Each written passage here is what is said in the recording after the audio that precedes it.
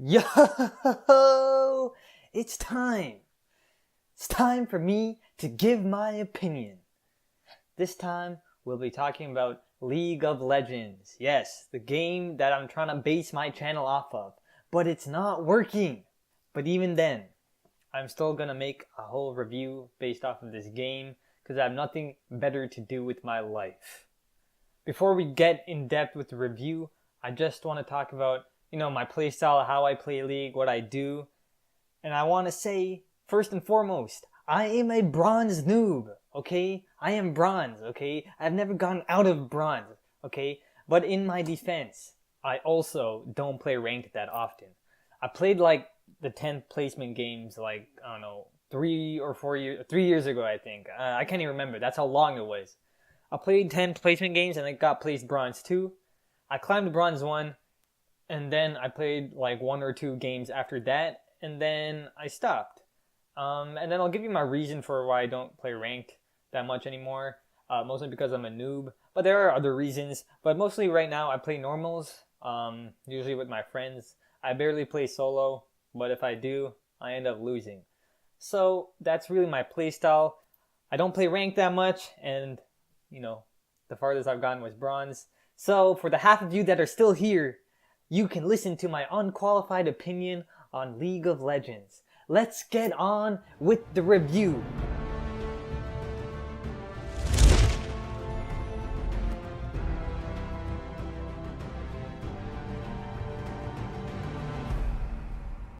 Alright, let's start off with talking about the gameplay for League of Legends. And the gameplay is probably why this game is so addicting. And if you're new to League of Legends, let me run it down for you real quick. So, basically, the game, you have teams of 5, and you're trying to take down the enemy team's turrets until you're able to make a path to the enemy nexus and take down their nexus. And that's the essence of the game, and that's pretty much the objective of every game you play. So you're probably thinking that this game is very repetitive, because it's the same objective every game, you have the same map style every game, nothing changes that much in terms of the objective and what you're supposed to do. But what is it about the gameplay of League of Legends that makes League so addicting, and has made League obtain the longevity that it has had for the past decade? And my answer to that is that the gameplay is actually not repetitive. Sure, the objective is always the same, and, the map is always the same, because, nobody really plays the other, ARAM. I guess I play ARAM a bit, but nobody ever plays Twisted Tree Line. But sure, the map is always the same, and the objective is always the same, but the strategy is always different every game. There's so much items and champions in League of Legends that no 2 games will ever feel the same, unless your team always picks the same champs and you end up with the same enemy team over and over again. But the distinct playstyles and the distinct ways a game could go in League instills an addictive nature to the gameplay, and that, tied along with the competitiveness and the team dynamic, enables for a great game to play by yourself and with your friends.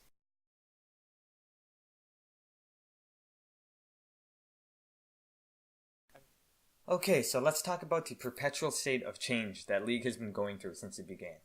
And before I say anything, I want to give props to my boys at Riot for putting, their heart and soul into trying to keep the game fresh by constantly releasing updates and changes to the game. And I feel like they do a good job with trying to maintain some sort of connection with the League community, to some extent at least. But with that being said, I feel entitled enough as a bronze noob to point out some faults with the current system.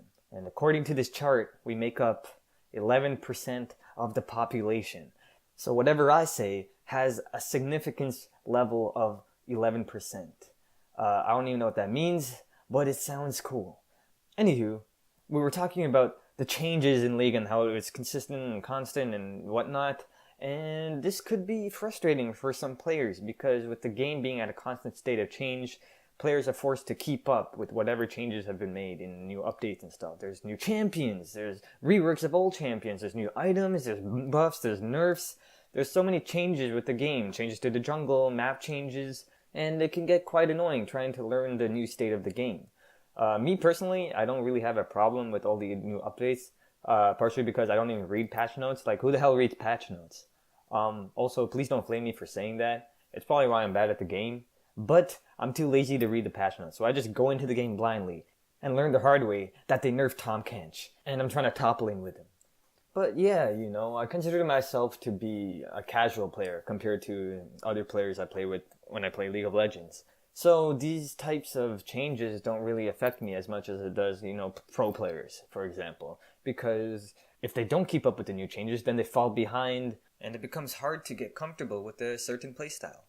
Now, obviously, I'm not speaking on behalf of these pro players because, you know, I'm far from it myself. But based on videos and reactions I've seen online, this seems to be the case. But you know what? I think I have a solution. It's time for me to make a difference in the world. Okay? So here's my idea. League should incorporate a notification system in like Champion Select or even in-game where you hover over an item icon or a champion. It tells you that if any changes have been made, what kind of changes, what nerfs or buffs. So there can be like an exclamation mark over Champion Select or an exclamation mark in the item shop, or some sort of notification system in-game so it's easier to figure out which champs have been nerfed, which champs have been buffed.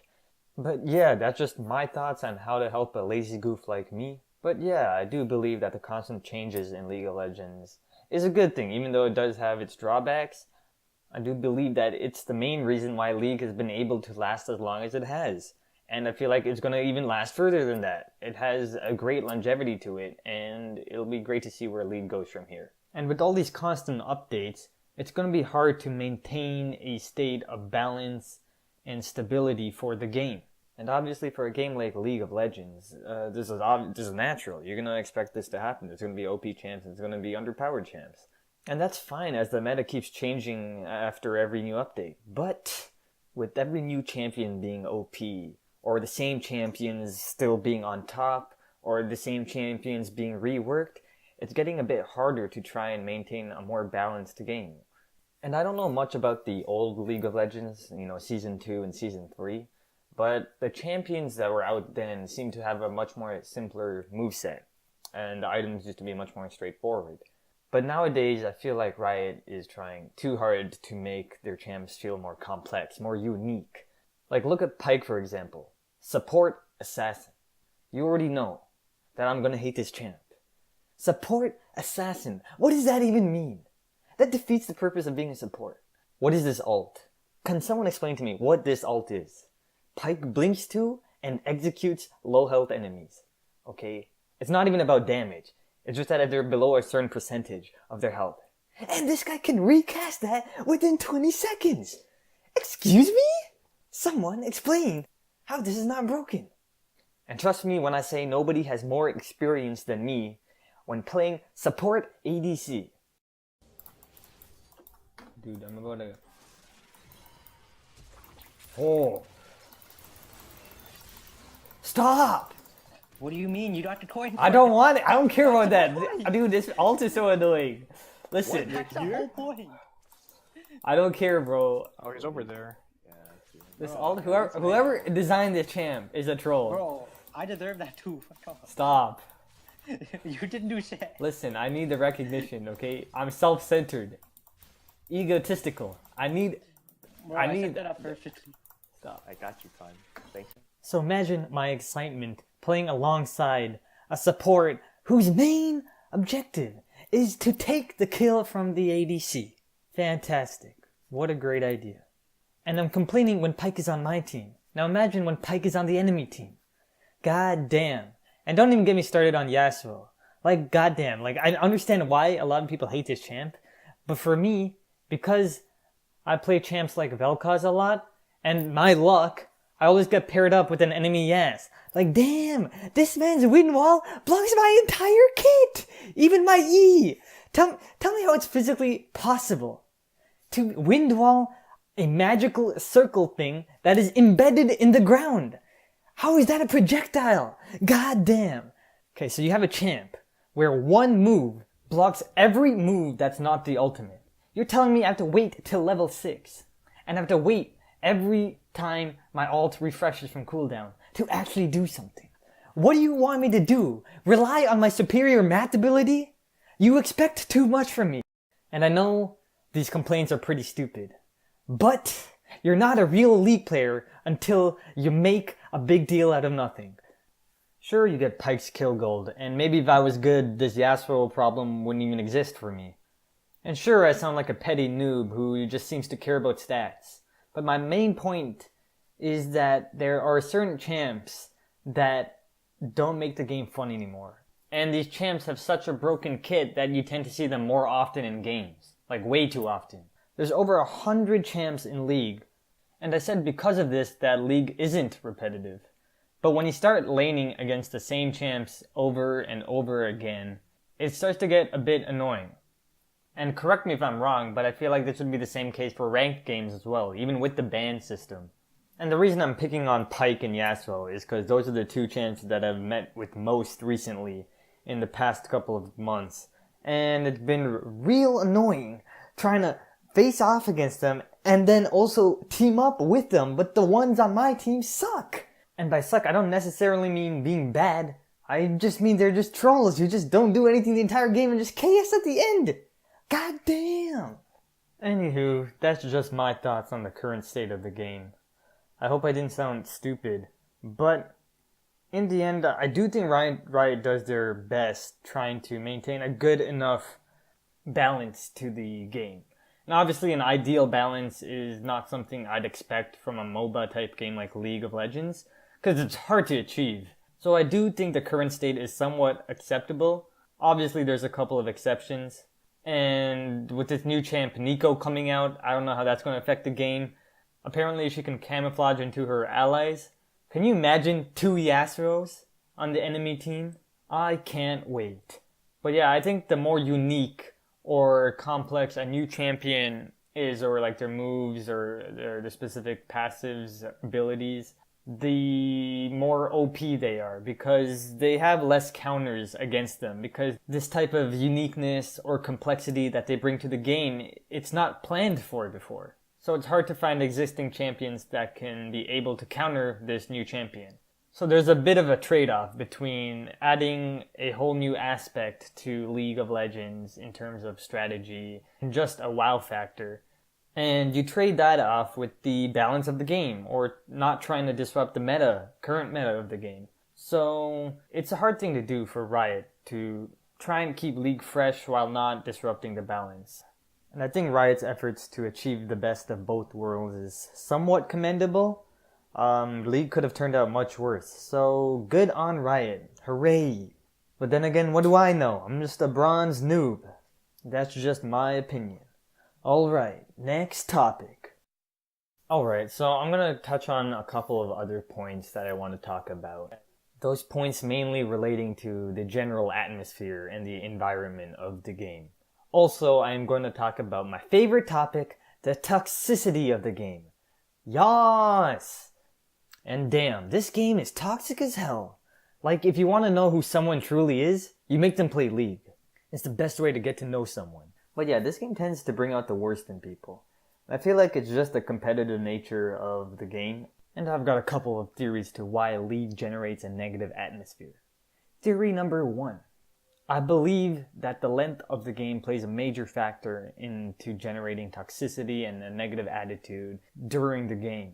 Just think about it. The average time for a League game is around 35 minutes, and that's not including champion select and the loading time. So if you're about to invest 35 minutes on average for a game of League of Legends, obviously you're not trying to take an L. And you may say that the end result doesn't matter, as long as you're having fun playing the game. But that's not always the case. How many times have you had an inter on your team? Or a guy who's just a troll on your team? Or a guy who's just pessimistic? AFK DCs in the middle of a fight? Stuff like this that keeps happening on, and you're stuck playing the game. There's no way out. You have to finish between 15 minutes to an hour. And this raises the stakes for trying to win a game. And it's one of the factors for why I don't play ranked that often, because you have the additional stakes of trying to promote yourself to a higher tier or not get demoted. And it gets to a point where you have to win for it to feel worth. And sure, there are less troll picks in ranked, but there are times where fatigue becomes a factor. Whether it's being tired of your teammates or the enemy team or even the champion you're playing yourself. There's points where you just want to finish the game and just go on to the next one. And you can't really do anything about it. It's a byproduct of being a MOBA game.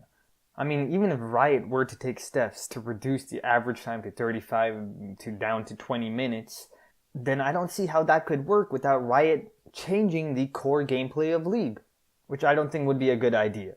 So while the surrender system and the remake system help with League in this aspect, it's not 100% guarantee. My next point to why League can be so toxic is the fact that it's a very stat-driven game. And by that I mean there's way too much significance put into the KDA you have each game. If you look at sports like basketball and hockey, you have the players that put up the points, you also have the players that can't play defense or create a lot of turnovers, but then you have players who play a specific part of the game, the role they're assigned to. These role players do get appreciated in sports. The little things they do are taken into account. And sure, the main stats don't show it, but the little things they do are seen by their teammates and coaches, which helps them bring value to their team. Now, I don't really see that in League. It seems there's only carries and there's feeders.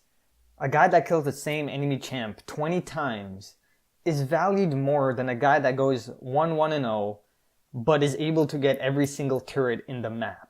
So my point is that there isn't enough emphasis on getting objectives in League of Legends, and there's too much emphasis put on the KDA you get in a game. And it's evident in the grading system, where they only take into account your CS score, or just CS, because redundancy, and your KDA.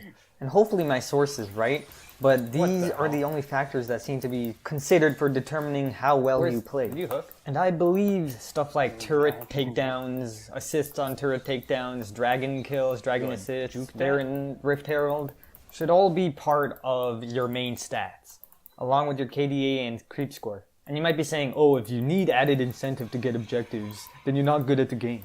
But think of it this way. Imagine we just got rid of creep score as a main stat. Imagine how less people would farm without CSing being a main stat.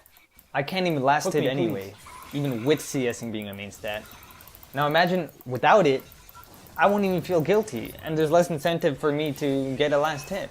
Even with the gold bonus, because now nobody cares if I'm missing CS or not. Now let's take it one step further and remove KDA from being a main stat. Why does this Casanova always Imagine come KDA when I'm not getting being a a main kill? stat. I would be diving turrets like no and I get to tomorrow. go for it. If you can't track my deaths, it becomes less easier to I'm gonna pinpoint go for the who's one at kill. fault. And there's things like advanced stats that show these stuff, but come on. If you're not a pro player, who actually looks at advanced stats? And before I realize I'm the only one that doesn't look at it. Just like patch notes. But yeah, I believe introducing objectives as a main stat helps with the game. And I'm not saying that to make the game easier to play. I'm saying it so the game is more focused.